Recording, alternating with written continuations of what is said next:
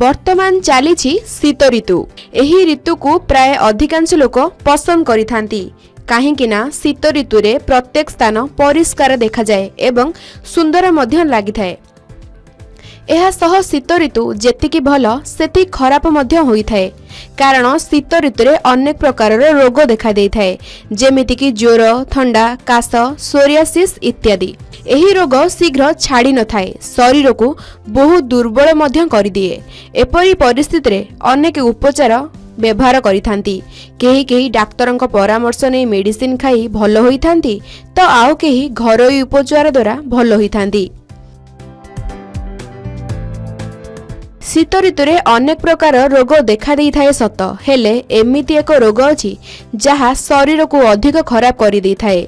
आपण माने जानिछंती कि सोरियासिस हेउची एक प्रकार रोग जहा शीघ्र भल होई न थाए एवं शरीर रे प्रत्येक जगह रे बाहरी सुंदरता को नष्ट करि देई थाए।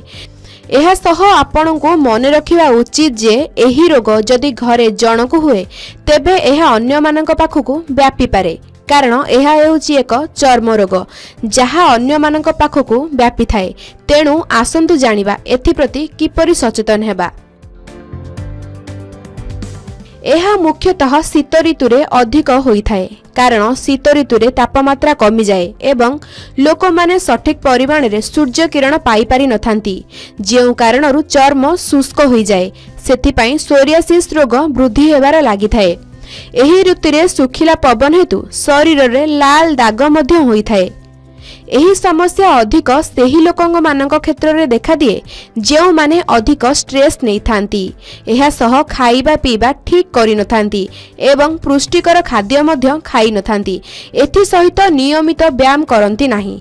एही मानक क्षेत्र रे अधिक देखा देई थाए। आपण जानी रखंतु जे सोरियासिस शरीर रे बहुत स्थान रे होई थाए। सेही स्थान गुड़िक हैला त्वचा, कान साइड, कपाळ, कांध एवं पिठी रे बाहरी थाए। एही रोग बहुत कष्ट मध्य देई थाए। तेणु आपण एही रोगरु मुक्ति पाइया पई हेले निजको सफा सुतुरा रखंतु, खाद्यपेय रे जत्न नियंतु एवं एहाको कम करिया पई नडिया तेल मध्य व्यवहार करि परिबे काहेकि ना नडिया तेल रे एंटीऑक्सीडेंट गुण भरपूर रहिताए।